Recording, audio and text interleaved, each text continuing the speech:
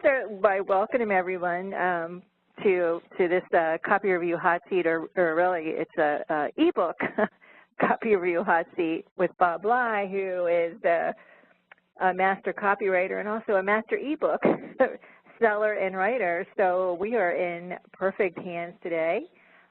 We received so many submissions, like 70 maybe plus. I don't remember the exact number, but it's quite a few. And we're going to try our very best to get through them. If not, we've tentatively set up a second ebook hot seat review for April the 5th at 3 p.m. So if we can't get through all those, we'll finish up in that session. But our goal is to see how many we can get through today and hopefully cover them all. So since we do have so many and time is tight, we're going to get started. And so, Bob, I'm going to hand it over and let you go ahead and let's get rolling. So, Sandy, I want your opinion as well. So when I look at this one, Make Money with Drones, I definitely feel two things. One, it has potential to be a real winner. It is a total hot topic. You know, my adult kids want me to buy a drone, and, you know, so when they come home, they can use it. People are buying them to do business things like that are on this guy's bullet list, Winton's bullet list, you know, real estate, weddings, special events. So it's a business thing. It's a fun thing. It's a hot new technology. I think the way to do it, to sell it, would be you'd have to find affiliates who have lists that go to gadget lovers. That's who would buy drones. But I think Make Money with Drones is a terrific idea. You could also do it to business opportunity lists. So really, there's two markets. There's business opportunity seekers, you know, that people who want to make money at home, and there's people who just love technology and gadgets. So I see this as a winner. I would agree. It's definitely a hot topic. You know, I have a grown son and a husband. They both have drones. My son is continually tinkering with his. He's upgraded it, and I can't even tell you how much money he spent upgrading to make it go further and faster and bigger battery life. So it's a hot topic. I also think gamers would appeal to this. My son is a gamer. That's another one. Gamer lists would work with it. Yeah, so I think there's multiple avenues for this. I saw something on the local news here in Maryland that they're even starting a drone competition, and it's a speed, like, obstacle course of who can maneuver their drones through these courses. I think they call that drone on the range. Yeah, so it definitely is a hot topic, so I think this is smack on, Make Money with Drones. I like that. Maybe might even add sometime a little subhead to it just to strengthen that title overall, but I think this is smack on, a good thing to put out right now. Yeah, I like this one. So I'm going to move to the next. Here's more of his outline, and all of these make sense. I've researched this a bit myself, and he's got most of in the two bullet lists, as far as I can see, Winton has most of the major applications, so I think he's in good shape. If I go forward, Sandy, and you want me to go back, just say so, or you can take control, whatever. Okay, now, the next one is from Stephen Andrews, the personalized project-based learning structure. I wouldn't have a comma, I'd have a colon, a blended learning model for primary schools. So a couple of things. The title is not catchy. It's kind of jargony. As a rule of thumb, I try to mainly avoid I's words like utilize, prioritize. They're jargony sounding. Learning structure is also teacher talk. It's not really, conversational language. Learning models, the same thing. And when I look at this, I don't know whether it's for parents or for teachers or both, and I don't know why I want it or what I'm supposed to do with it. And I agree, and when I was thinking, if this was targeted to schools and teachers, maybe the title works for them, but if it's for the general public, parents, it doesn't have that, as you said, it's just not catchy enough. So definitely would reword it and try to think of a title that would become more appealing and more of the benefit in there to, you know, what's the transformation of this learning structure for the child, and so maybe think of it in that terms. But again, if this was going to be going to schools and teachers, it may work. It feels like that's the kind of jargon they made. But as a general consumer ebook, it would have to be reworked. Yeah, and again, I don't know the benefit for today's bright children. I get that it helps them, but I don't know the benefit for them or the teacher who has other motivations or the parent. So this could work, but not as worded now. I don't think. Here's the cover page with the same headline. Here, if we look at it, is, you know, what's the ideal dream classroom for every child? This reads to me more like an article on the topic than the introduction of a book. In other words, it doesn't motivate me to want to use this. And again, it's you know, it's not that clear to me. Maybe because I'm not a teacher and my kids are out of school, but this isn't grabbing me. Also, teachers tend to buy stuff for the classroom, you know, through the school system, and that's another problem. I don't know how much ebooks they buy. And you know, the words that kind of pop out to me that are sort of eye-catching that may be a starting point to play around with different titles is this ladder of learning levels. That to me is a little bit interesting, and I'd want to know a little bit more about it. So in trying to redraft some titles for this book, I might start with those words and sort of expand on those and see what you could do with that. To me, that's a little bit, whenever I'm reviewing copy or headlines, anything, I'm looking for like what I call those little keywords, and it's not meant as SEO, but just words that I think have visual pop and so an intrigue. And to me, the ladder of learning levels, I'd want to know a little bit more about that. So that may be a starting point. Yeah, so the title could be something like as simply as "Up the Learning Ladder!" exclamation point. Yeah, that might something be catchy. Like that. Yeah, exactly. So here's the table of contents, and we're not going to go through every page of everyone's book. Yeah, we didn't, we don't have time to review the whole book. Your bio is good because you say you're a former elementary school teacher. You spent 12 years in elementary education, 3 years teaching English to foreign language students. I'd move that up before the business experience.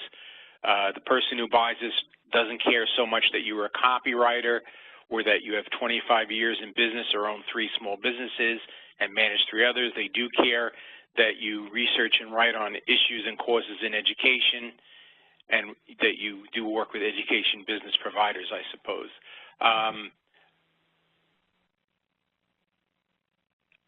Just in the interest of time, I don't know that it's going to pay us to go through the introduction, but one thing I'll point at, it says some may ask, and my immediate thought was somewhat. I would have said some principals and teachers may ask, where some parents may ask, who's it for?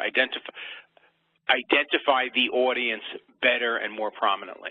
Mm-hmm. Right, yeah, make it a little more, this is the case of being more specific with your content or copy that always sort of elevates it. So I definitely would agree with that. Yeah, I would add a section in the introduction, and maybe we don't see the whole thing here, of course, that says early. In this book, or after reading this book, you will be able to, and then have 5 to 6 bullets of what you will be able to do after taking it, after reading it. Good. Yep. Yeah, and that comes from the seminar business, where if I'm asked to speak somewhere, like I just got back from speaking at the social media marketing world, and San Diego last week, and, you know, they ask you they want a title, some paragraphs of description like we're looking at now, but then they want bullets, what you will learn. And that's, you know, if that's here, that's great, but it should come earlier, and if it's missing, you got to add it, Steve. Or Steve, I don't know if you pronounce your name, Stefan, or go by Steve. Well written, though, and I think, you know, and it's a meaty idea, so I think there's definitely something here. Also, this part of your bio is good, that you have a certificate in teaching, you know, so the bio is impressive. Now from John Batson. And Sandy, if I'm going too quickly, too rapidly, slow me down. Yeah, you're good right now. Okay. So, one book idea with 3 split test cover styles for advice. Fast track your career with the power of personal achievement. What strikes me immediately, Sandy, is that's 2 separate books. One is Fast Track Your Career, and I've written several career books published by John Wiley, for example, and there are books on the power of personal achievement. For it to be more congruent for me, it would have to be Fast Track Your Career by, you know, and then something that is more specific to work. The power of personal achievement means I'm happy. I climbed Mount Everest. I ran the New York City Marathon. I think we're really talking about business achievement. So fast track your career, and then the subhead, achieve more, you know, please customers and the boss, and climb up the corporate ladder or something like that. Right. So I think we need, what? I love your idea of the, you know, business achievement. I think those are some neat words, too, to play around with. We hear a lot of the power of personal achievement, but we don't hear a lot about the power of business achievement. So that could be something to play with there. So the next cover, 5 steps to routine power achievement. Again, there's a disconnect. This one is more complicated, and I like it less. You know, it's saying too many things. There are 5 power steps to routine power achievement. Routine is not a good word. It sounds ordinary and boring. Exactly. Power in the title is redundant. You know, you want to say something like 5 steps to extraordinary achievement in business and your career. Hey, Bob? Yeah? I think this is a continuation from the previous slide. So this is the bottom of it? The bottom half, yeah. So, again, therefore, if a cover has all this and this, it's way too much. It goes all over the place. The word 5 should be the numeral 5. And then I don't think we need, if it's 5 steps, we don't then need to say it's a 21-day game plan to take the career climb to unlimited levels of income. And income is related to career climb, but it's not the only part of career climb. It's, you know, get a promotion, have more, you know, have a better title, more prestige, and get the job, position, company you really want. So to me, it's too many elements. It's, you know, it's confusing me, and I'm not sure what the book is about. Exactly. Even the new scientific applications eliminating self-doubt. There's like a lot of ideas. This is sort of like that, the power of one that we talk about in copy. Like, what is the one central idea to focus on? Here, it's a lot of ideas, and almost as if you're not sure exactly which one. So throw them all in, and then that just, as Bob said, makes it just even more confusing for the reader. So you have to isolate the one thing, the big idea here that you really want to pull out. Like Stephen Covey wrote that bestseller, The 7 Habits of Highly Effective People. So 5 power steps to climbing to the top of the corporate ladder or something like that, you know. One idea. So I agree with that. Scientific, you know, power steps, something like that. Proven, scientific. Yep. Here's, again, this is like a variation. This is more of the same. You know, the question is not so much the design. It's everything we've talked about before. Now this, the power of personal achievement, again, it's business achievement to fast-track your career. This kind of typography, by the way, on this slide is a little difficult to read because you have medium to dark orange on a maroon background. So it doesn't pop out. So the other covers, I think, design-wise are better.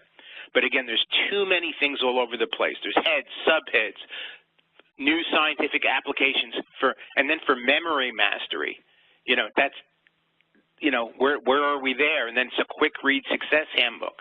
It's sort of, as they say, all over the map. I noticed too in this submission, the idea, it said one book idea with three split test cover ideas. So I would just say the first two are so similar. In direct response, when we want to test things, we want to test things that are radically different. So the fact they don't look that much. They don't seem that much different. We're just sort of moving the words around in the order of the words. That's not enough of a test to make a meaningful difference. Mm-hmm. So if that's the goal here, you have to find ways to approach this where they're totally different, so that the test really is relevant and that you can move forward with it. These are just too similar with words just being moved around. So I just wanted to point that out. I agree with that. And now we've got the table content. So let's look at it. Thing about personal achievement, how winners feel about winning. This sounds like an Anthony Robbins book. It doesn't sound like it doesn't sound like a career book so far. And then I go further, peak performance, personal achievement, dismantling fear, which is a big aspect actually of Dianetics, assessing and implementing change, how Olympic athletes perform their best. These do not sound like career or business topics. Mm-hmm. So I think you have to decide, are you writing a personal power book or a the career success book? Right. What path are you taking? Yeah, and if you're writing a career book, it's very difficult to do, as he suggested here, a general career book in today's market. What works better in ebook and even in regular book publishing, but especially in ebook publishing, is niching. I'd rather see you do careers for travel agents, careers for people. I wrote a book called Careers for Writers and Other People Who Love to Write that was published by McGraw-Hill. You have to have some kind of niche. There's a guy who wrote a book, careers, how to have an executive career that makes you $200,000 a year or more, or jobs that make you $200,000 a year or more. You have to be more niched. I don't think general career books will do well, and I don't think personal power is on track with the subject of careers. Obviously, the author may disagree, but I call it as I see it, and I am often wrong. Not often. Pretty often. So Larissa, cannot pronounce your last name, Bilovich. Oh, Bilovich, that sounds good. I am writing fiction for children, and that's exactly what I'd like to publish, a collection of short stories for children. My idea of an e-book seems to be totally irrelevant since all you talk about is nonfiction, mainly books that focus on teaching how to do something. Will this program be useful to me and others who want to write fiction? I believe, and if not, we'll get it to people, that one of your bonuses was my e-book, How to Write and Publish a Kindle e-book. That's where you ought to concentrate.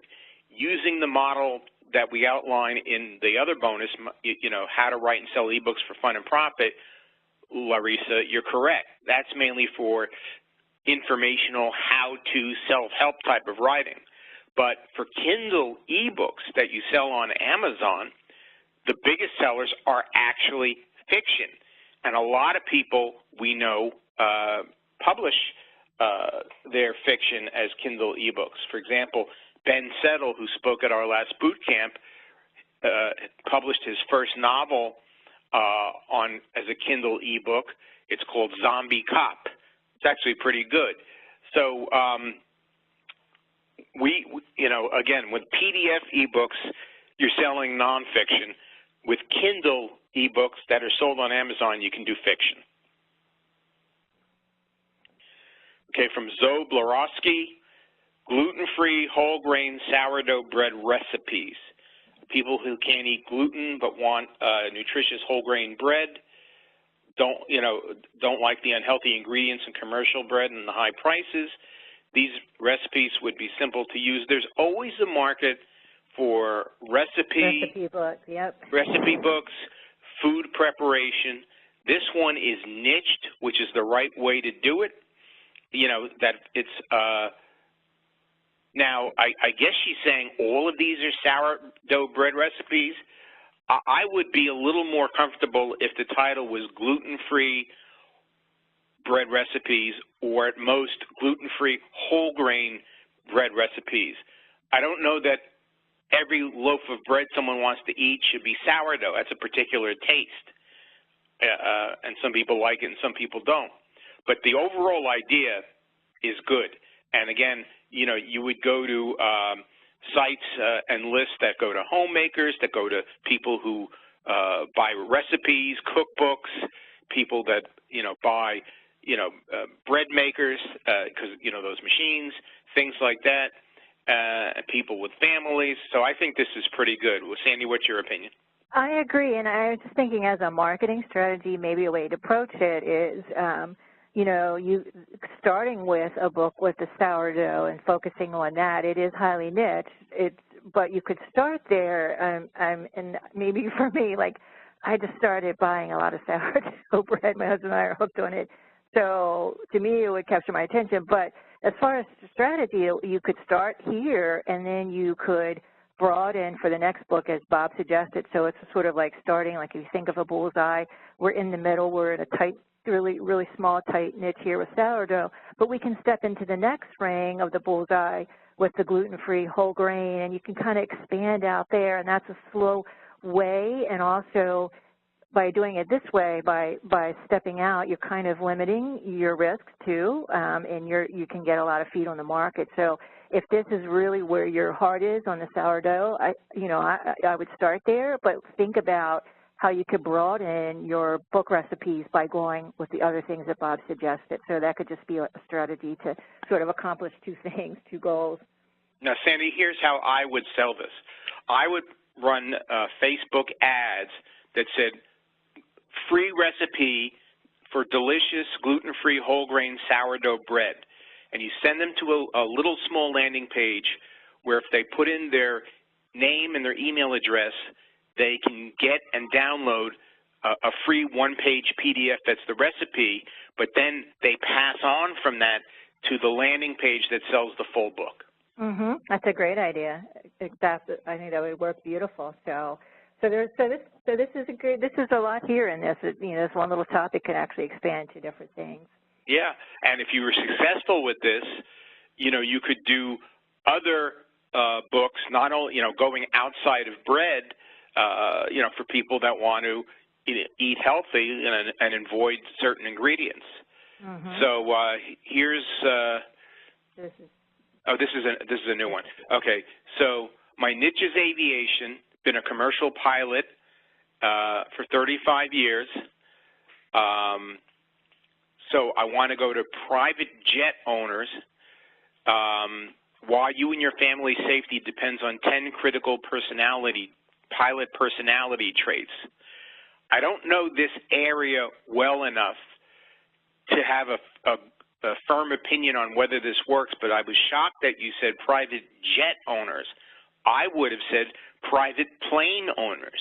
Most of the people I know who own private planes, and I have had clients in this area, they're not jet planes, they're prop planes. So when I think of a private jet, I think of a corporate jet that costs $35 million, and there are not that many people that own, like John Travolta, that own 30, 40, 50 million corporate jets. And a lot of them that do own corporate jets, by the way, or jets of that size in the 20 to 50 million range, and those are made mainly by Dassault Falcon Embraer executive jet, you know, they have pilots hired.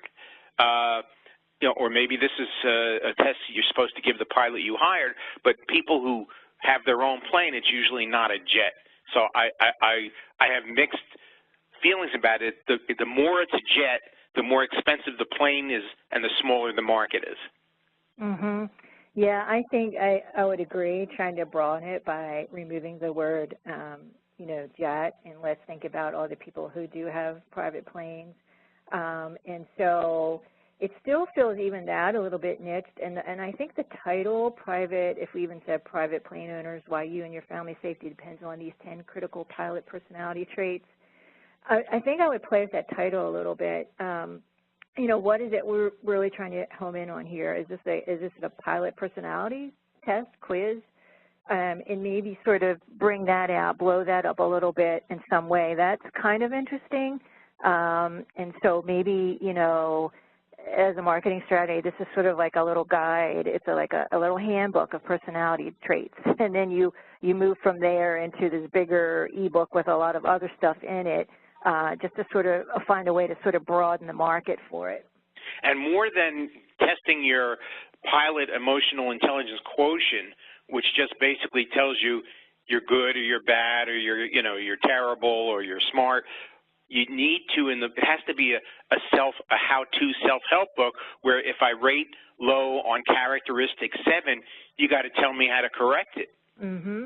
You know, so it might be, you know, I don't know how many, you know, it might be 10 critical skills or traits people who pilot, you know, private planes and jets need, and how to build them in yours or how to improve yours.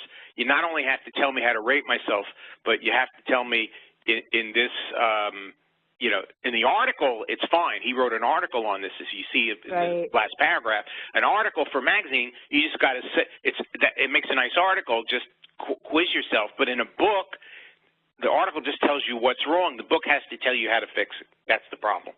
And I think, you know, there's interesting note. I tried searching my topic, private jet charters, with the Google AdWords tool, but didn't come up with much. And sometimes that can just give you an indication. I mean, if Google's not finding a lot of searches and can't recommend keywords, that can just be an indicator that there's not a big market, big interest for it. But that doesn't mean you can't do it. You just have to expand on the words and the idea here, as, you know, Bob is suggesting, like move it from jet to plane, like find other ways to get to the market using different words, because as is, sort of Google's saying, hey, there's not a lot here, which could just be an indication the demand is not high for something like this. So now you have to broaden that demand by looking at the words that you're using and searching in Google.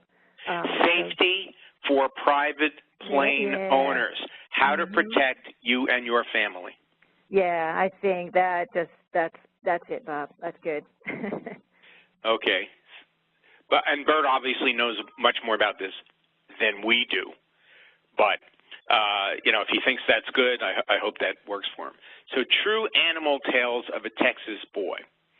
So this is what I would say isn't a good topic to sell as a PDF ebook, although I may be wrong, but I would sell this either as I would publish it as a Kindle, an ebook for Kindle to sell on Amazon, or self-publish it as a paperback, or publish it with a traditional mainstream publishing house, because I see this more as an Amazon and bookstore book. You know, this is something people read for amusement and entertainment, and, you know, those books sell best either, you know, on Kindle, BarnesandNoble.com, or in Barnes & Noble bookstores, and not as downloadable PDF ebooks. So if we just go forward on this, yeah, they're all stories, and, you know, in ebooks we want to get $19, $29, $39 for a 50-page ebook. This is something that someone wants to go to a bookstore and buy as a trade paperback for $14, and they want a, you know, a 200-page paperback. Your thoughts, Sandy? For me, initially, when the title, True Animal Tales of a Texas Boy, you know, when I first saw it, I'm like, what exactly is this? It was a little confusing for me. I wasn't quite sure. I get there's some stories, but it just seemed awkward. True animal It tales. is, now that I think of it, yeah. Yeah, true animal tales of a Texas boy. What is that? Is a Texas boy an animal? What is, you know what I mean? I'm trying to figure out what we're trying to convey here. And the thing to keep in mind with titles, it's very much like headlines. It's something that you want your reader to gravitate to and quickly. And so, you know, if I'm sitting here going, what are you trying to say, as we always say in direct response or anything that you're trying to sell, you know, hesitation, a sale delayed is a sale lost. So I'm sitting here trying to figure out what this is. Is a boy is an animal? What is it? I think I figured it out. Okay. This guy has owned a large variety of unusual pets, which is odd or interesting to me because we have too. When my kids were young, we went through so many non-conventional pets. Look at his outline. He's got a bunny. Well, that's a little unconventional. A ringtail. I don't even know what that is. A goat. That's unusual. A snake. That's a little unusual. A possum. A squirrel. You know, so it's a, you know, skunks. These are all unusual pets, and it goes on and on. So my title would be Weird and Unusual Pets I Have Known and Loved, and then the subtitle would be Horned Owls, Skunks, you know, rattlesnakes, you know, and other critters most people, you know, would never think of keeping in the house or so, or owning or something like that. Because like we owned, at one point, we owned a stingray. We owned an eel. So we had unusual stuff too. But that's what I think it is. It's people who are interested in offbeat or weird pets. Mm-hmm. And so there's nothing wrong if that's what it is. Put that up there. You know what I mean? So it gives weird a little and unusual. Or this is better. Keeping weird and unusual pets for fun. Mm-hmm. Now, if he bred any of them, we could add a money thing. If he bred them, which I don't think he did, you could say keeping and breeding weird and unusual pets for fun and profit. But I don't think well, rabbits you could breed easily. So, you know, it depends what he did. Right. So anything else to say on the Texas pets? I think the idea is kind of neat because these are a lot of different animals that would be like, you know, people be taking a second look. What do you mean, the blue indigo snake? All those, you know, so there is something here. I think it's just in figuring out the right title and as you're suggesting, you know, let's get it out there that these are unusual. We don't have to cover up with the, you know, true animal tales of a Texas man. I forgot what the real other title was. Let me go back to it. But yeah, it doesn't. I don't think it matters so much that he's in Texas. It's not a region. It's not a regional book, although maybe some of the animals are regional. But again, this doesn't reflect that the person owned and had a penchant for non-traditional pets, not the same old dogs and cats. Right. You know, exactly. And I think that's the appeal of it. So let's move on to Pam. Pam has 20 years as a chiropractor. She wants to do a book on family health and fitness. Oh, no, she concentrates on fitness, natural birthing, and pediatrics. She gave birth unmedicated and naturally 3 times. She's attended multiple natural births as a supporter. She created a seminar on giving natural births for a hospital. So she wants to sell this as a video, or maybe she says ebook idea, but maybe a video. And the first ebook is how to choose the best natural health team for you and your family.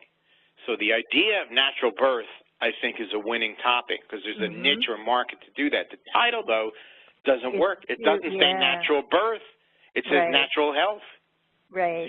Pam, it's easy. You just got to fix, you know, the ultimate natural birth guide for you and your family or something like that.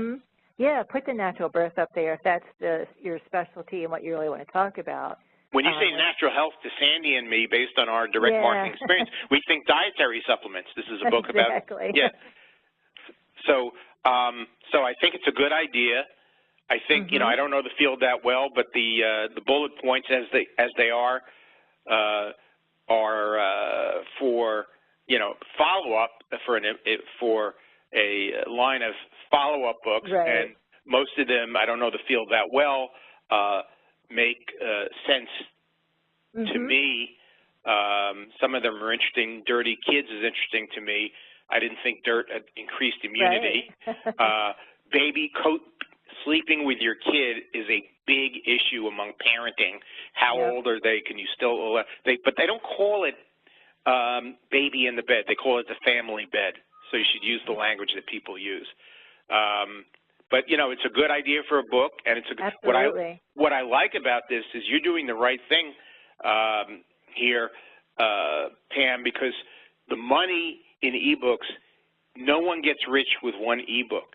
You have to have a line of ebooks, and you mentioned a video and related information products, which you are planning out here, and you have the qualifications. You are a subject matter expert. You have the credential. So this is going to work for you, I believe. What do you think, Sandy? I agree 100%. And even that one line where she talked about giving birth unmedicated 3 times, that's a huge point.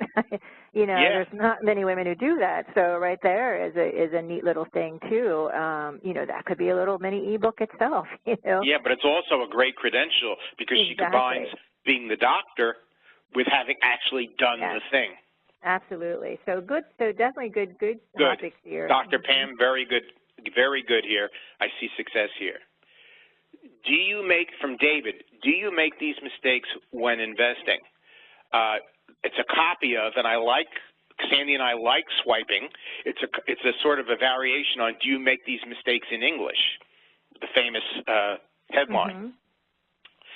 Question headlines work. Instead of learn, say discover how to avoid the 4, make it the number 4, not the word 4, most common investment errors. And then I would say, and beat, not you'll beat, and beat the pants off the Wall Street experts or something like that, or trounce the Dow, or clobber the S&P 500, something like that. Now, the good thing about this is that money books and investing books always sell, and Sandy knows this field better than anyone else. But Sandy, what do you think is missing here, or what's the weakness here? Well, what I would say is, do you make these mistakes when investing? My concern is that because financial is such a heavily competitive field, this may not stand out. Think about all the titles and topics out there. This may not stand out enough. So I like the idea of a book on investing. If there's specific mistakes, errors that you've uncovered, I think I might try to even do you make these 4, and maybe not call them common investment errors. Let's find another word we can use to ratchet up the drama of these errors that people are making. What I'm trying to do is make this book title a little more unique, because it's almost, I'm afraid that it will just get lost in the sea of financial titles and, mailings that are out there in the marketplace. So I think zeroing in on what are the mistakes and how else can we phrase them besides common. 4 investment mistakes that can put you in the poorhouse, ...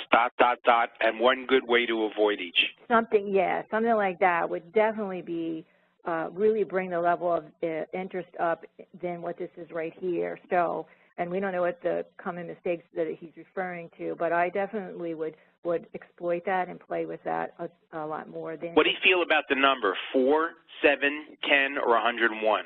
What of those numbers do you think would be better? I think 4 I like, 7 I think would be good. 101 might be too much. Too much, yeah. Yeah. Okay, so I like if you could do 7 or odd numbers, and this I've seen this usually seem to pull better than even numbers. And I forget there was some psychological analysis of why this is so, but they do. And the introduction, which I know I'm going through fast, doesn't grab me. I need to know right away why, and let me just go back to this, why David is the person I should be listening to for this, and what's different, what makes him qualified, the results he's already gotten. David, are you rich? Do you drive a Rolls Royce? Did you make 25% total annual return last year when the Dow did just 13%? Why are you qualified? What are your accomplishments? And give me some idea of your methodologies or systems. What have you developed that makes you a better investor? Exactly, yeah, to get that credibility, because as we've been saying, when you get in the financial side, it's a heavily competitive field. There's all kinds of books, all kinds of newsletters, everybody's out there. So we need to find a way to make you stand out, so we need to know, what are you bringing to the table? What is your credentials? Why can you speak on the subject better than anybody else who can? I agree with that. So again, credibility, credentials, your track record as an investor or investment advisor, and some idea of your special sauce. What's your methodology? Yeah. Okay, so we'll go through this. Terrence, niche market of people seeking employment, always a good topic. It is covered already, but there seems to be, there's no topic that has an inexhaustible demand, but this is close to it. It's been a perennial seller for decades, before the internet, with regular books, both bookstore books, courses, home study courses, videos, crafting your resume, interviewing with confidence. Now, applicant tracking systems, that sounds like the employer is tracking the applicant. So you have to, if it's for the job applicant, you got to have another title, because actually they do have software called applicant tracking systems, but they are not sold for the job candidates. They're sold for the recruiters. But the others are good and make sense to me. So you definitely can do. Now, here's a concern that I have. I am a 30-year flight attendant turned writer. You need to somehow try to build up your credentials or credibility in the career field, because someone might ask you, you've been in the same type of job for 30 years, and it has nothing to do with finding careers. I would be a little more confident if you had said, I have 30 years experience as an executive recruiter. You don't, but do what you can do to build up your reputation. Maybe write some articles, career articles, for magazines, or start a blog, because you need to establish some credibility. And careers are good, but what makes, again, what makes yours different? And I think, Bob, I think that might, Sherry, this is a separate, if we go back to the previous Terrence. This one? So, yeah, so I think it's separate. This is Terrence talking about the resume writing, and then I think the one we just looked at is this is Sherry. So Sherry, I'm sorry. So I totally, write a book. I didn't notice. So ignore everything I just said, and I wasted 3 minutes of your guys' time. I apologize. So your idea is How to Fly with Children book. That's a great idea. Absolutely. I just misread it. Sorry. Is my face red? Yeah, this is a good idea, because that's one of the biggest problems. I mean, people who fly and there's a crying or fussing child or baby on the plane get really annoyed, and the parents have difficulty controlling the baby or the child and get really embarrassed. So this, to me, is a complete winner, and there's not a lot out there on it, but everyone who has kids figures they're going to fly sooner or later, so I like this. Yeah, and maybe with the title, How to Fly with Children, you could add a subhead, How to Fly with Children Without Breaking a Sweat or something like that. Really, without jumping off the plane without a parachute. Exactly. Like try to play on that emotion. We're solving the problem, how to fly with children, but let's sort of put the emotion out there. What do parents suffer when they fly with children? As you were saying, they get embarrassed. You're like, if the baby cries, you don't want people looking at you. So I think just adding that little bit of a subhead to it would really just bring it out even further. Yeah, I agree with that. So again, for Terrence, great stuff. And for Sherry, again, on target, right on, and it's fairly differentiated from other stuff out there. For Tracy, a common man's commentary of, I think you want to say on the Bible, not of the Bible. I'm not sure. Here's the thing. There is a huge market for Christian writing. One of my friends is one of the more prolific Christian writers in the country, Terry Whalen, W-H-A-L-I-N. Tracy, if you go to his website, you may find some stuff of use there. I'm not exactly sure what this is telling me. I'm a little lost by it. I'm not sure why you're calling yourself the common man, and commentary of the Bible, to me, is too weak. To me, a better title would be The Story of Genesis, the truth about the origins of the world, the human race, and blah, blah, blah, if that's what it's about. Yeah, and that's where, like, the common man's commentary of the Bible, it's, so we have to think about, like, this is probably more than commentary, and, it's your perspective one. It's interpretation, so, I think. Yeah. So I think we want to get that idea out there so that it doesn't feel like it's just a common man's commentary. I don't know that, everybody wants to read a common man's commentary, so we need to find a way to put your perspective in a way that really engages readers and, gets that, I want to see that. So I play with that title for sure, to bring it up a little more, bring it from being, common man to something that really is more exciting. And exactly, is there some specific thing that you're taking away, that you could talk about in the title that you ask yourself? You there?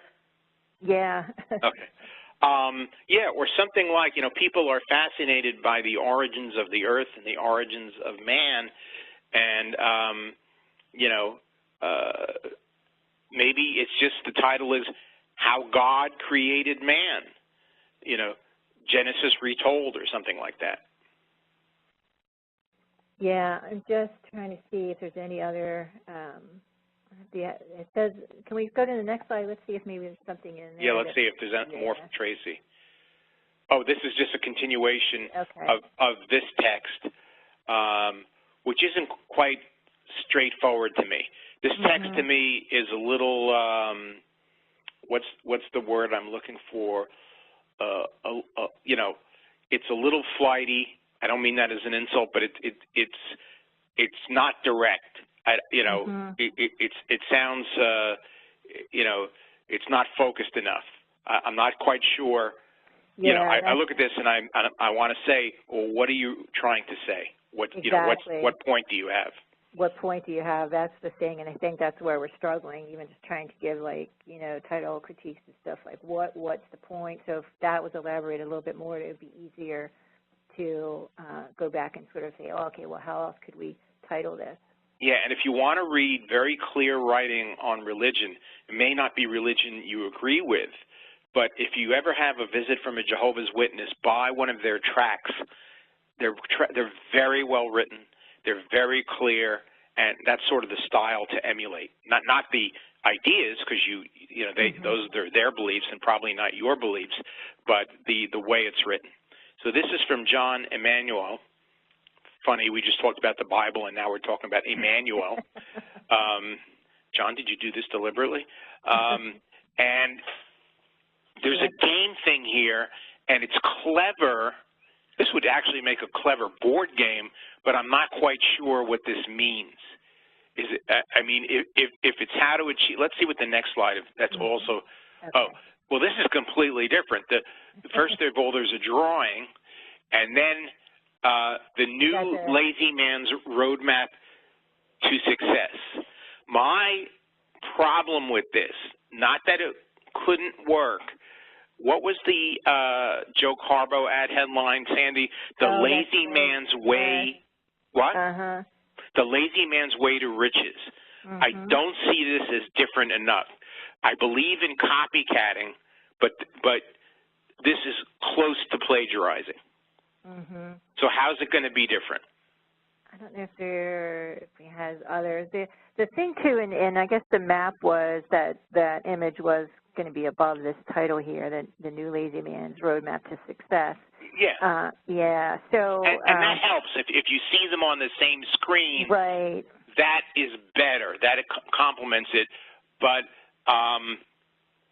The wording is awkward. The new Lazy Man's, is the man new? And you know what I mean? Like they're. Yeah. It sounds new? like there's yes. First of all, it sounds like this guy is a new lazy man, which doesn't make sense. Also.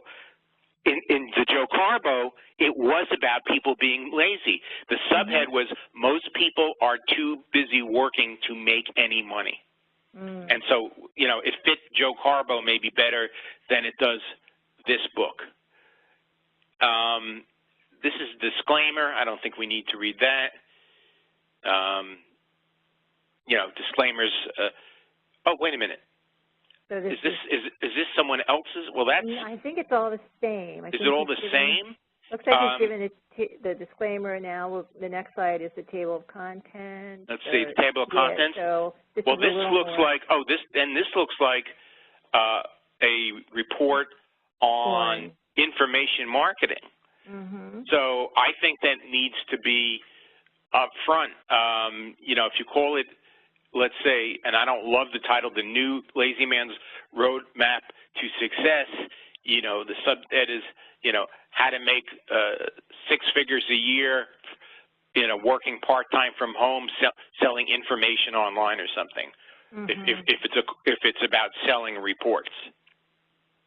Yeah, and let's see. Because this, from the previous slide, it looks like it's a plan for life.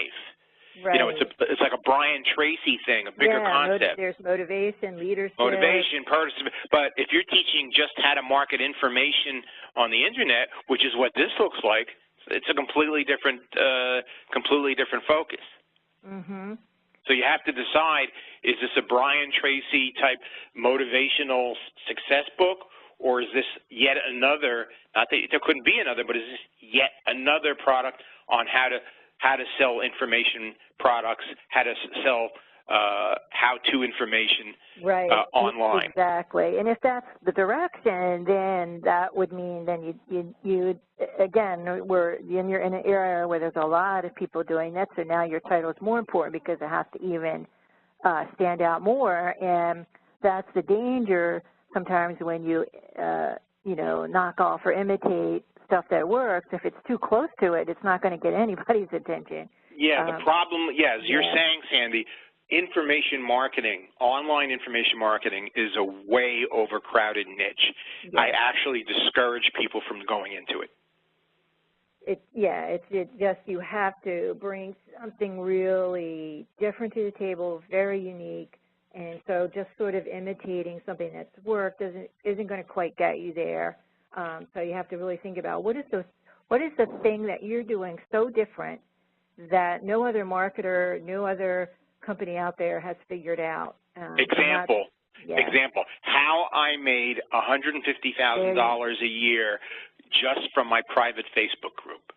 Something like that, so that it makes it sound different immediately than anything we've seen. And this image doesn't say information marketing. It doesn't convey. Exactly. Yeah, that says Brian Tracy.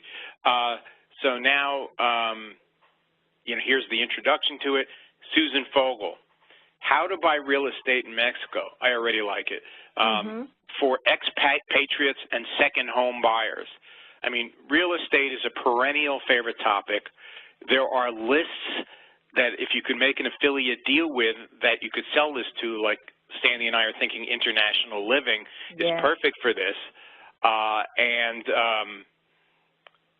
You know, I don't like the title though. I like Margarita, but I don't like Margarita Mind, How to Avoid It. I know what she's saying. She's saying don't think about this the wrong way. You know, it's treated as a serious investment, you know, safely and sanely. But Margarita Mind, How to Avoid It, I don't know what Margarita Mind is, so, and I'm not concerned about avoiding it. So the title doesn't work. You know, you need some kind of maybe either a more straightforward title, or, you know, maybe it's just how to buy Mexican or real estate in Mexico safely and sanely, subtitle, for expatriates and vacation home buyers or something like that. Yeah, and I agree. There's a big appeal here, so I think this could reach a lot of people. And it is, Margarita Mind, How to Avoid It. I don't know what Margarita Mind is, so I don't know what I'm trying to avoid. Yeah, I'm not trying to avoid it. Yeah, but I like Margarita, so maybe... I do like Margarita.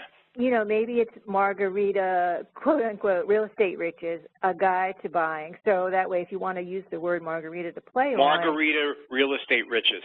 How to buy homes, a second home, or how to buy real estate or homes or property in Mexico safely and sanely. So something like that. The subhead is great, so I would just say if Margarita is the word you want to play on, I would just get rid of the mind and how to avoid it, because it's very abstract at this point. Nobody knows what you're trying to say. But you could, like we said, you know, Margarita Real Estate Riches, something like that if you want to play on it. I think it would be catchy, and I think that this would be a nice selling ebook. Yeah, but the idea is solid. This just tells about, and I like this because it tells me two things. First, the author says, and I forget who is the author, Susan. Susan says, I am a recognized real estate expert in Mexico, so she has the credentials to do this credibly, and then she can continue with a whole series of books about living in Mexico, the first one being how to buy the real estate, then how to retire, how to start a business in Mexico, how to get health care in Mexico. So to me, this is a home run.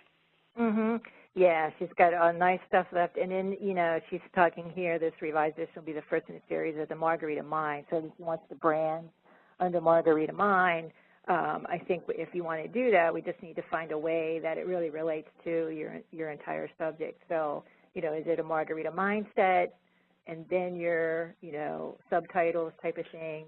It might be live the Margarita lifestyle. Yeah, there you go. You know, how to retire, how to... Yeah, so you could then have all your other secondary, third, fourth books in. So because there was that Spanish sound, living La Vida Loca, so living the Margarita lifestyle. I kind of like that. So good. And this is more on the same thing, so I think it's all good. Again, we got to move on to the next one, but you know, we like what you've done. So this is for Carla. Thoughts on building your authority ebook. Okay, my first problem is I don't know what you mean by my authority ebook. I don't know that term. Do you, Sandy? Do you have the same reaction, or you're comfortable with it? Yeah, I'm trying to thoughts on building your authority ebook. Is she an authority on a subject? Is that? She says my areas of expertise are communications, writing, and presentations and marketing. Those are actually three different areas: writing, presentations, and marketing. And then a subset of marketing is in the second line, content marketing. And she's right. That's a crowded field. Then she said you need to have a special niche, which is what she means by authority niche. And I actually wrote a paperback book that was published by Alpha Books, who does the the Complete Idiot's Guides, or no, the Complete Idiot's Guides, or one of those series. Alpha books. I had a paperback called that was in How to Become an Authority. It was called How to Become a Recognized Expert in Your Field in 60 Days or Less. So I think maybe that's what she's proposing, how to write a ebook that tells you how to become the leading authority in whatever your niche is.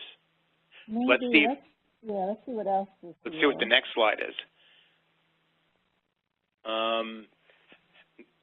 How to truly get things done. I don't know what that means.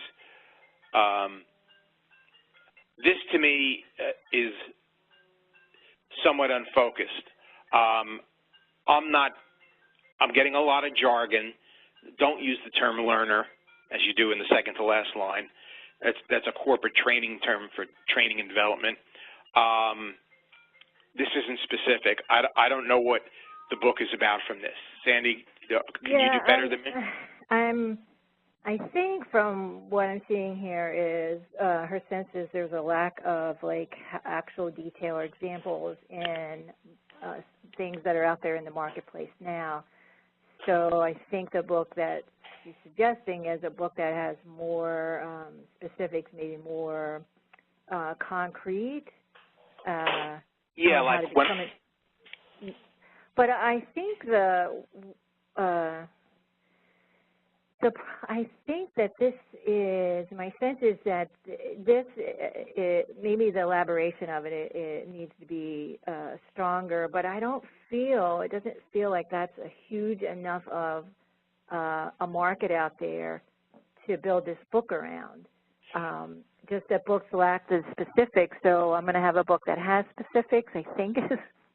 Yeah, I mean, I think there is a demand for stuff, and there have been a few books published. Mine did pretty well, but it was not an ebook. It was a traditional book, a paperback, trade paperback from a major publisher, on how to become, and my original title from my book was Become an Instant Guru.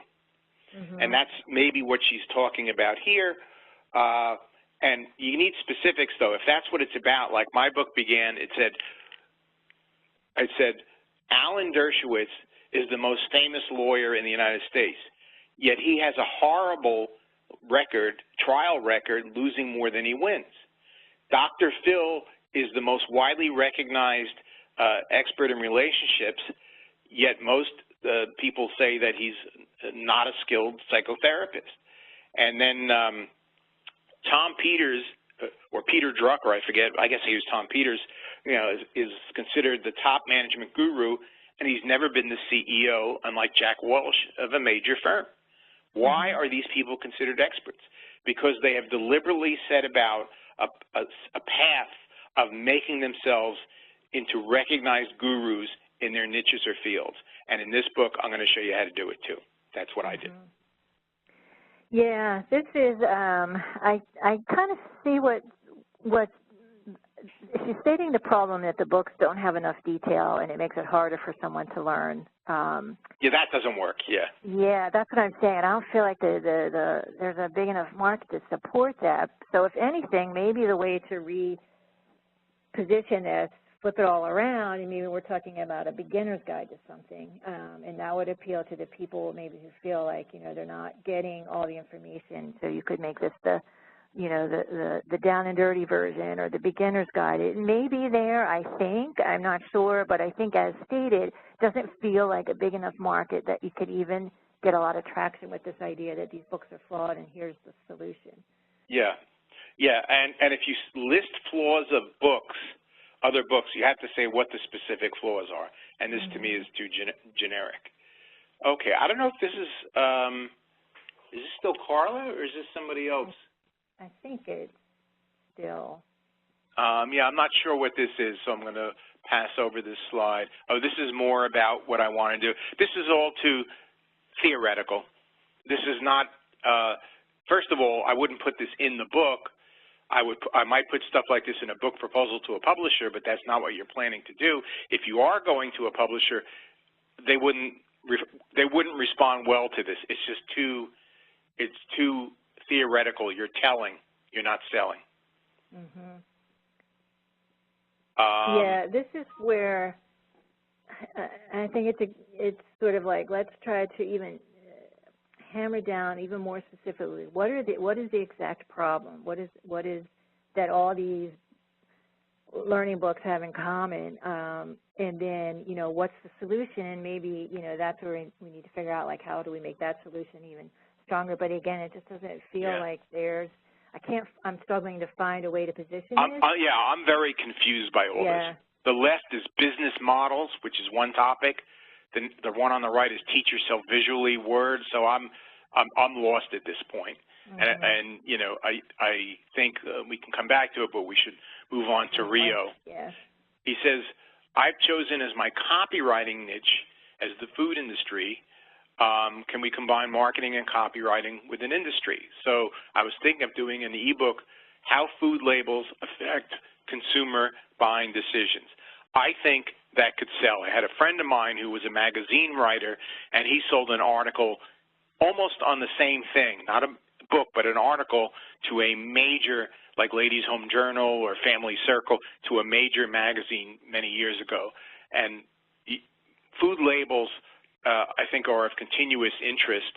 And so I think that's if you could build a business around food information for the consumers of food, and this is not really of interest, I think, so much to food producers, but to consumers of food, you know, that's a topic I think people would buy. Sandy?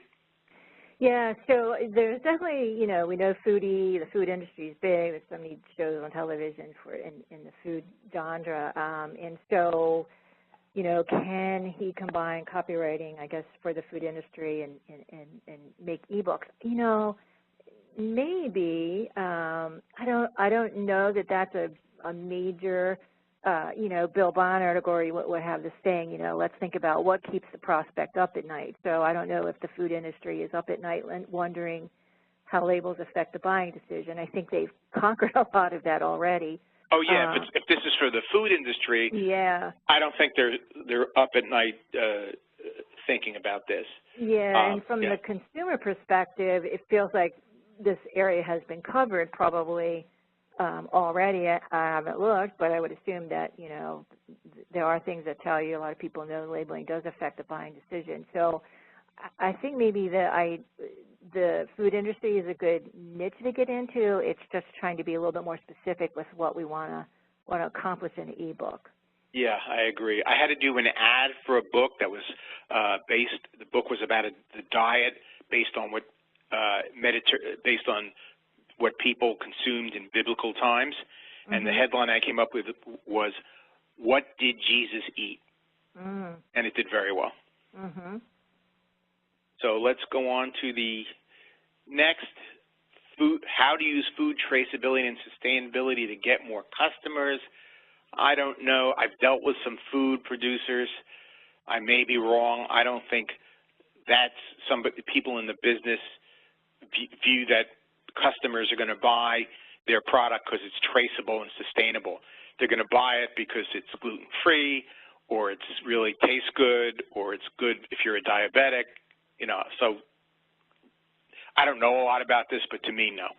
Yeah, I would agree. Okay. Submission from Ed, who is the head of the English language program in Bangkok, Thailand. He had some worksheets, 116 worksheets. The topics would be, okay, what is the topic of the book? Series of ebooks. Change over time to match the topics presented by Thai teachers in English language program. I think that when I read this, he said it's not specific to a Thai audience. First of all, Ed, I think you need to take another crack at this. It's not very clear to me what it is, but I'm guessing what you're really talking about is teaching English as a second language. And more specifically, you know, which is a very big business, by the way, and more specifically, you know, teaching English to people who live overseas and either want to learn it as a second language or need to master English because, and this is very common, because they're younger and they want to get into an American university. American universities and colleges are still viewed as the best in the world, and people from China, India, all over want to get in, but to get in, they have to pass a test called the TOEFL, and TOEFL, and your English has to be good. So maybe this can help with that, and you could focus on something, how to ace the TOEFL, but you know, it definitely sounds like English is a second language. Mm-hmm. Let's see what else there. Oh yeah, let me go forward. See if there's anything else that might help.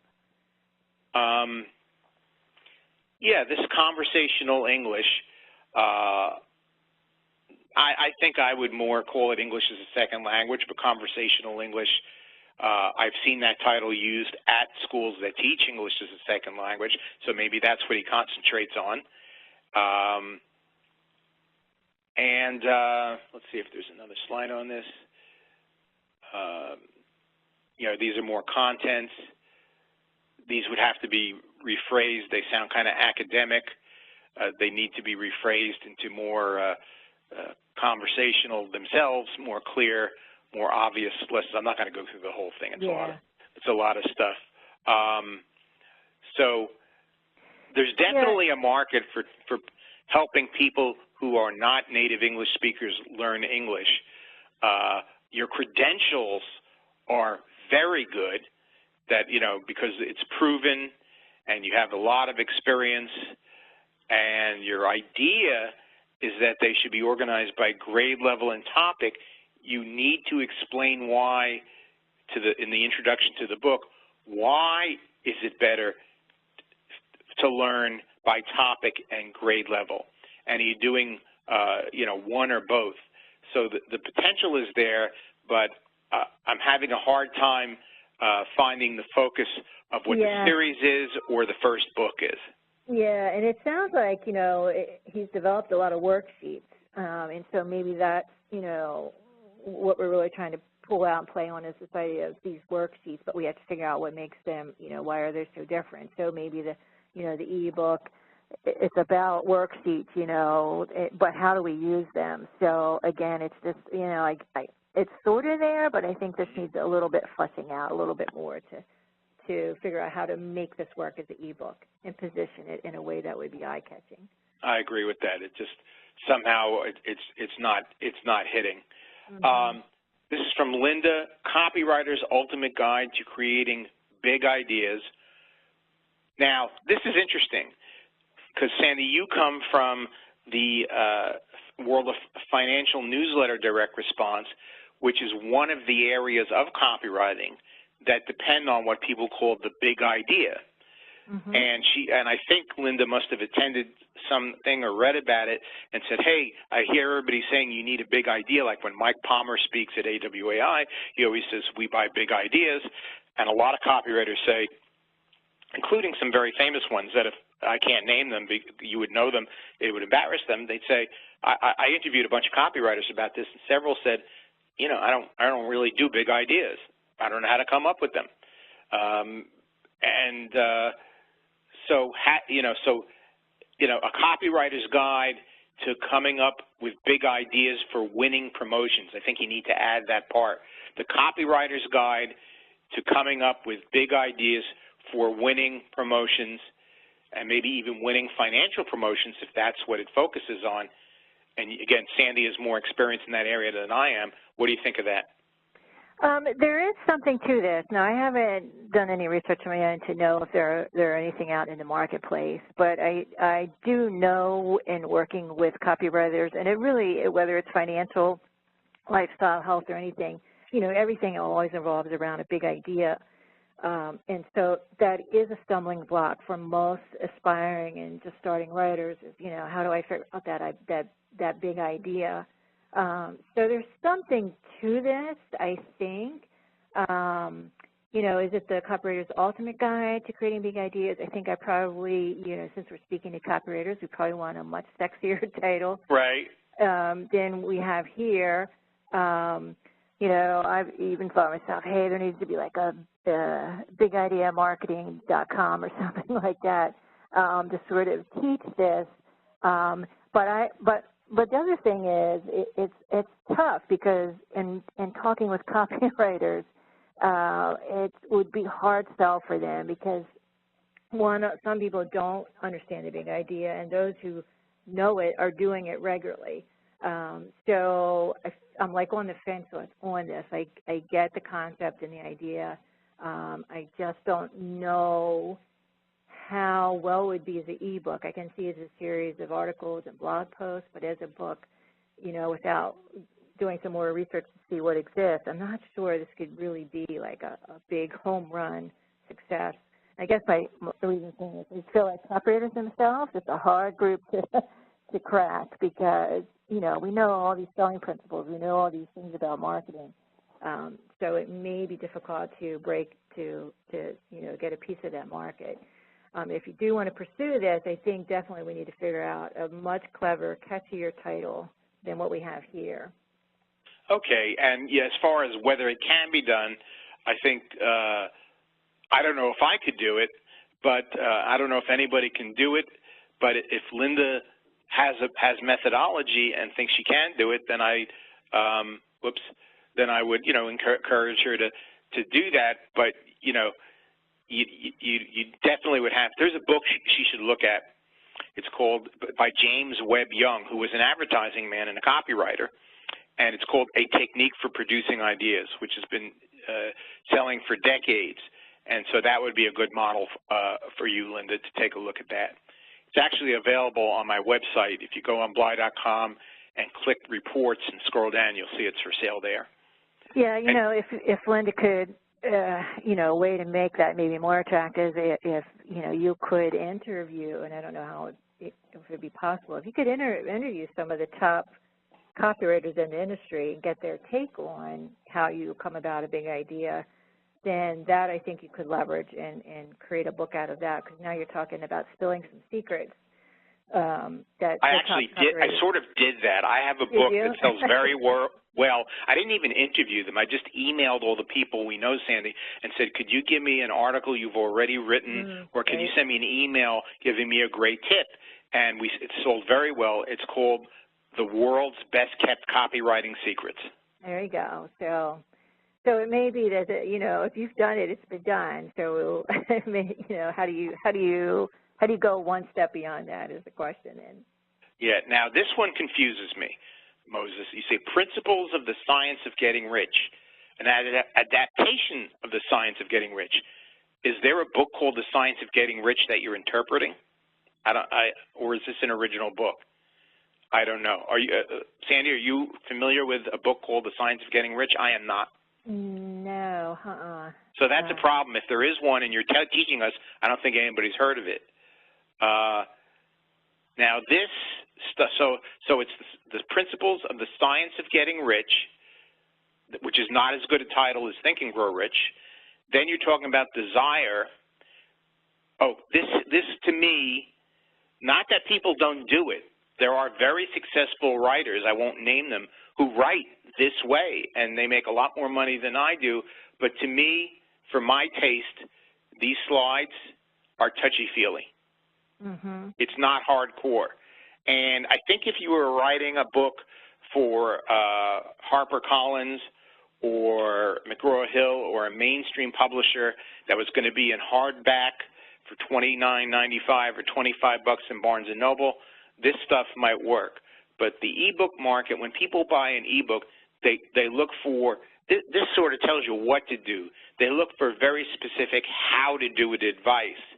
So I don't think this is, you know, they're buying a shorter book for a lot of money and on a very specific topic that has how-to information, not what to do information. So this might be, you know, for some people this might work. You know, this seems like self-help to me, and you can sell a self-help ebook, but I think self-help works better, you know, as a traditionally published book. And this certainly, I certainly don't see any differentiation here from other self-help books that are on the market. That's my other problem. What do you think? Yeah, again, as I look at the different slides that are attached with it, I'm just trying to, like, you know, we have desire, we have formula and substance. It's just, I'm trying to figure out what's the I don't know what formless substance means. Yeah, I'm just not sure of the core idea here. So, you know, if we're sort of lost, that's sort of an indication. You know, it's like when we do peer review, it's like, I'm not sure what this is and what we're talking about, and it seems like mixed messaging. So this would just be you know, let's try to narrow in on what we really want to do here. I don't get the sense of it here, and then what I'm seeing, I'm not getting like, oh, that sounds really cool. I'm still thinking like, what does that mean? So I'm not intrigued. I just don't know what it means. Yeah. So again, you know, it's too soft. It's too touchy feely. It needs to be more focused. So.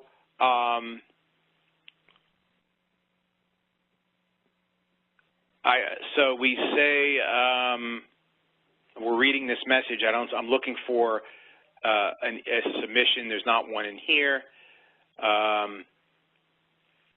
So you know, there's no link here. We can't look at the blog, but you know, you have science fiction and fantasy books. Science fiction and fantasy books sell well as Kindle ebooks. They don't as downloadable PDF books. I'm not able now, because we're in the middle of this, to go to the critics.net. I wish you had said we had said in your note what it's about. Normally, though, if you've got them up as blog posts, people would wonder, why am I paying for them on an ebook if they're available as free blog posts? So I'm not sure that would work. So I don't really see a strong submission here of a specific idea for a book or book series. In other words, you can't say, well, I love horror and fantasy books or science fiction and fantasy books, so I'm going to do a series of that.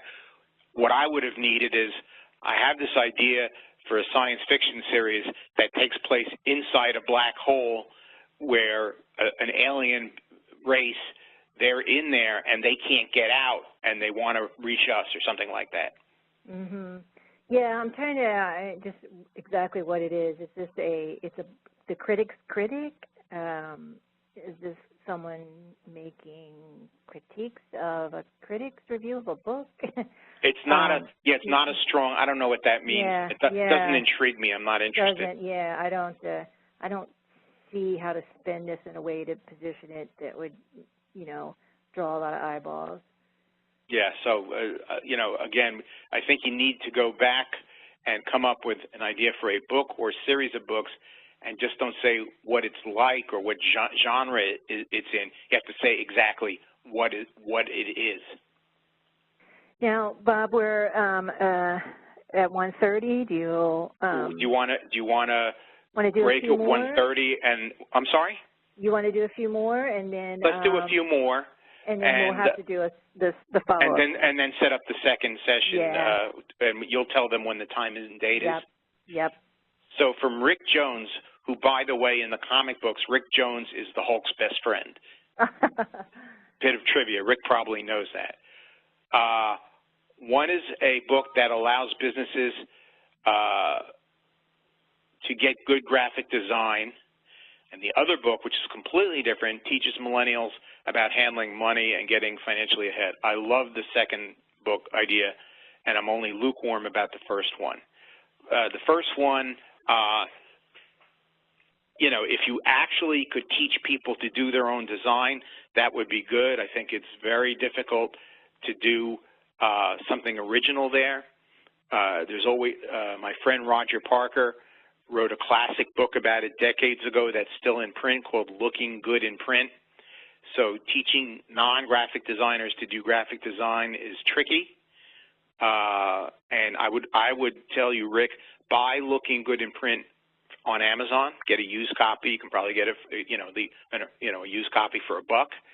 Take a look at that, and if you think you can do better than that, then put together a proposal for us on that or a description. Millennials definitely need to know about money and investing in finance.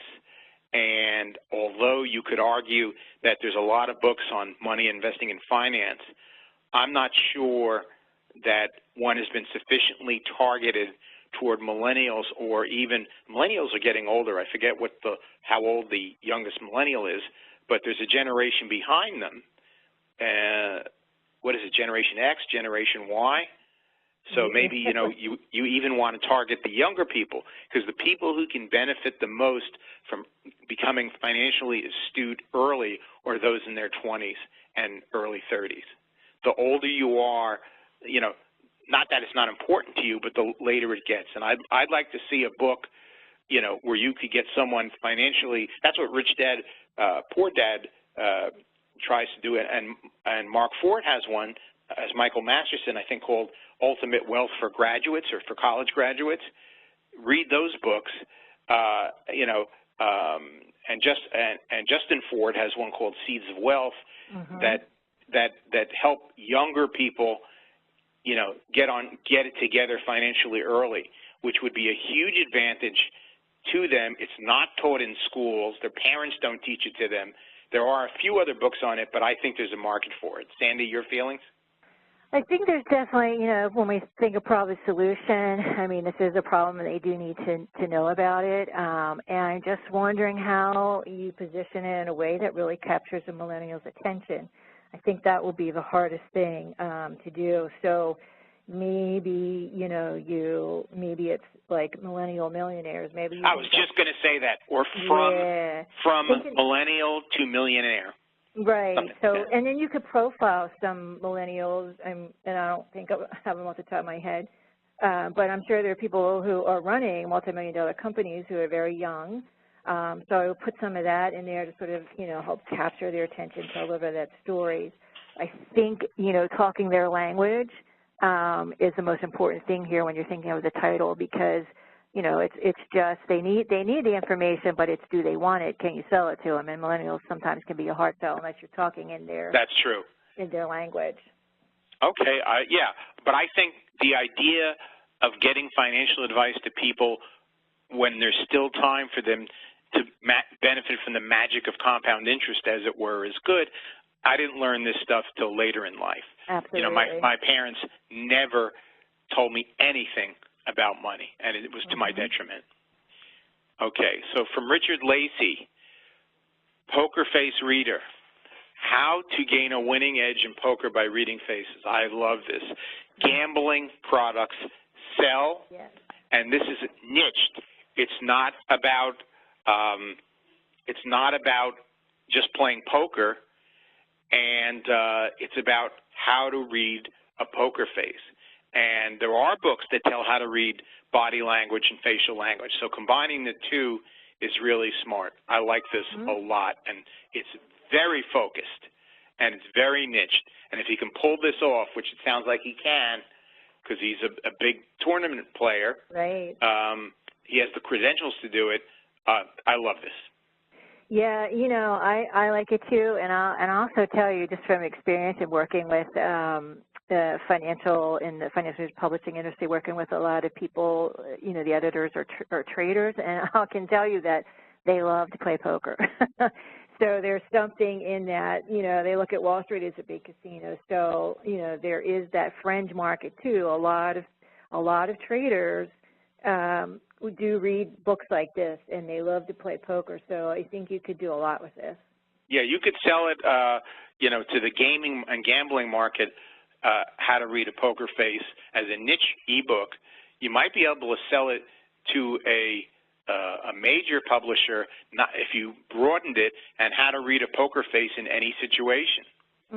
Yeah, that's really cool. Yep. Yeah, from when you're from when you're thinking of proposing to your significant other, to when you're having a job interview, to when your parents are or your kids are giving you a hard time. Yep. So, when you're buying a car, buying a house in real estate. Yeah, there's so many ways to spend that. So do the niche ebook on Poker Face Reader, how to gaining winning edge in poker by reading faces, and then think about, for a broader audience, maybe a whole series of how to read a poker face, in trading, in real estate investing, or whatever. I think there's so many ways. Yeah, this is really good. This is really good. from Julie, Health and Wellness ebook for adults 55 plus. The Power of Six. Step up to a healthier, happier life. There is a market for it. I like health and wellness is a big selling topic. I like selling to the 55 plus market. I wonder if this wouldn't be stronger doing gender specific versions, not for, for women over 55, for men over 55. There's nothing that I see that is different or unique in the title, The Power of Six. Just to say there's 6 steps, that doesn't make it different.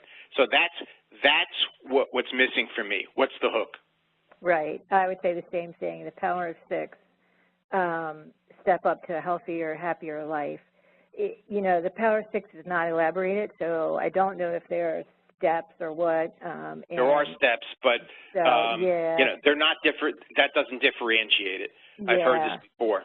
Exactly. So that's where we need to work to play around with the titles and how we position it to make it stand out. But there definitely is a market for this, for sure.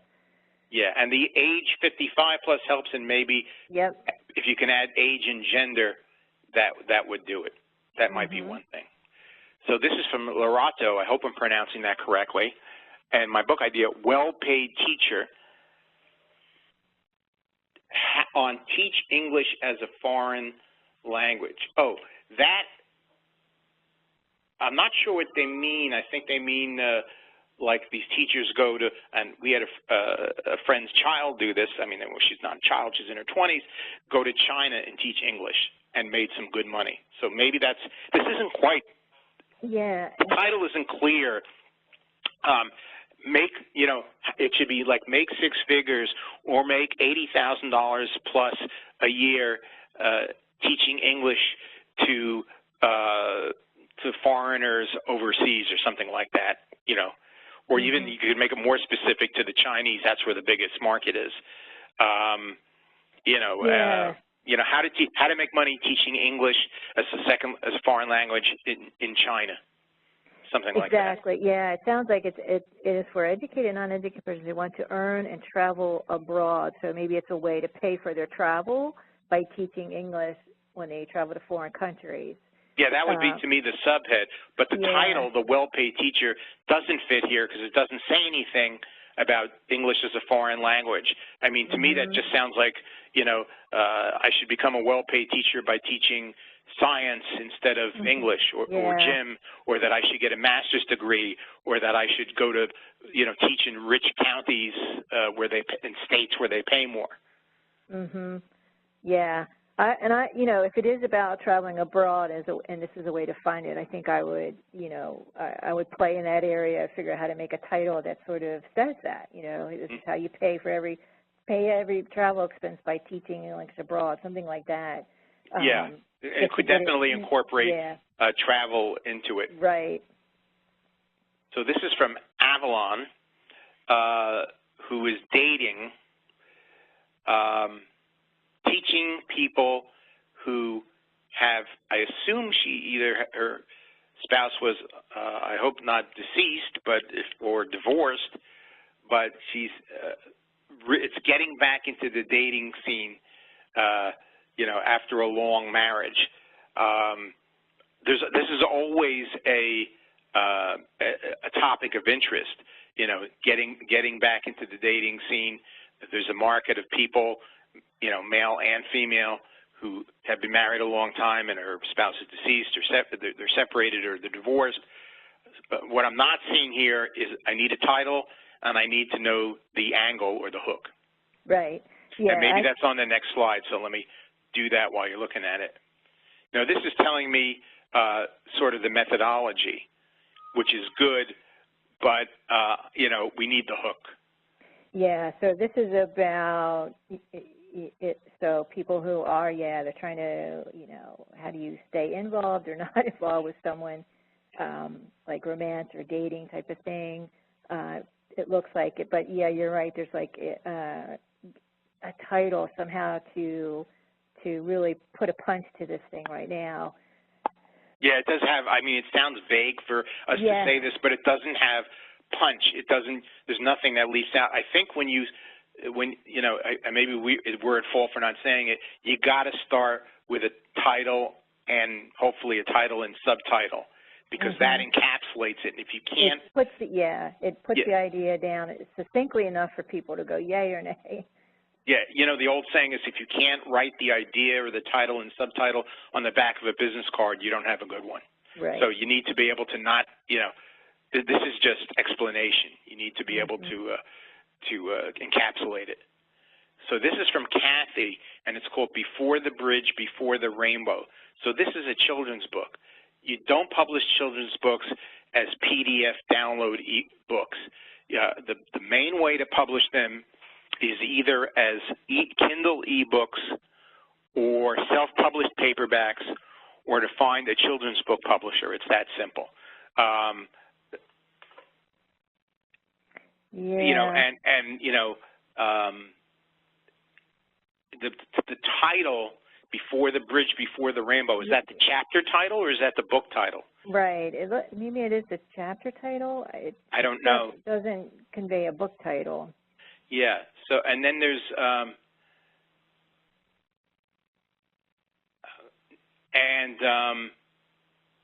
then there's something about a dog crawling over the arm. This is, to me, very confusing. It sounds like from the second slide that Kathy may be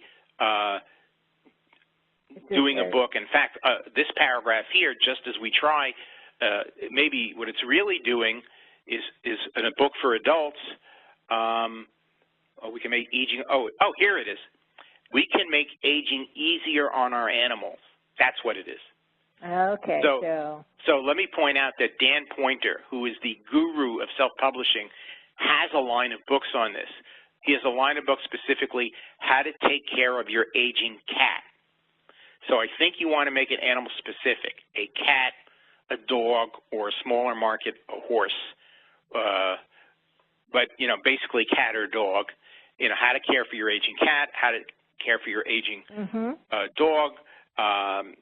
If you're not a veterinarian or a dog walker or an animal trainer, I think you're going to have – hold on a second. Sandy, can you take over for a minute? Yeah, sure. Thanks. So, yeah, I think that definitely there's, you know, pets, a big market. People love their pets, and so I think you've got something here. And I think as Bob was saying that, you know, if you position it into a specific niche from cats, dogs, whatever, I think could really make this pop. So I think you're in the right area here with the subject and the topic and the market you want to go to. It's just a matter of putting a good title on it, Before the Bridge, Before the Rainbow. That's sort of vague, and it's not really relating back to the actual target audience and the solutions that we're going to offer here. And, you know, the story Meet Wiggy, that's kind of neat, so you can have some stories for each of the chapters as a way in to the solution you're going to offer. But I would spend a little bit of time playing around with the title. So what we're going to do... Can you guys hear me? Yeah. Okay. So what I was going to suggest, Bob, is that maybe we break here and we'll see if we've got any questions, and then we can pick it up Thursday. Yeah. So, okay. So here's what we've got. Let me just look here. I just have to scan through all the. One question is, my concern about submission is whether it seems to cross over into hype or a too huge promise of surviving cancer. What I want to communicate is that there's a way to handle your cancer diagnosis to be proactive, which can result in surviving. So I guess the concern here is the ebook would be about surviving cancer, but how to do it in a way that doesn't come across as too hypey or too big of a promise that it's completely unbelievable. Well, you don't say you will survive cancer. You don't say you will beat cancer. You know, you want to do something that's more in the line of coping with cancer or something like that. I mean, my wife and I are both cancer survivors, and I could give advice on, if you're diagnosed with cancer, what to do to ensure your best chances of a good outcome, and I think that's reasonable. And there are questions like, will there be a replay, which Cameron has already answered, yes, there is. Okay. So I'm just scanning. I don't see any. Yeah, I don't see any other specifics than that. So I think we're good now. So we're going to pick this up again. Okay, and just to say, the next one will be Pamela, women baby boomers. Okay. And that's where we'll start, slide 95. Okay, and great. what time is this going to be, Cameron? We think we have it scheduled for April the 5th at 3 p.m., I believe. Okay. Is the next, the second half of this. Okay. So are we going to be able to send out an email? We'll send out an email, yeah, the link and everything? Okay, we'll be able to let everybody know that if we didn't get to their submission,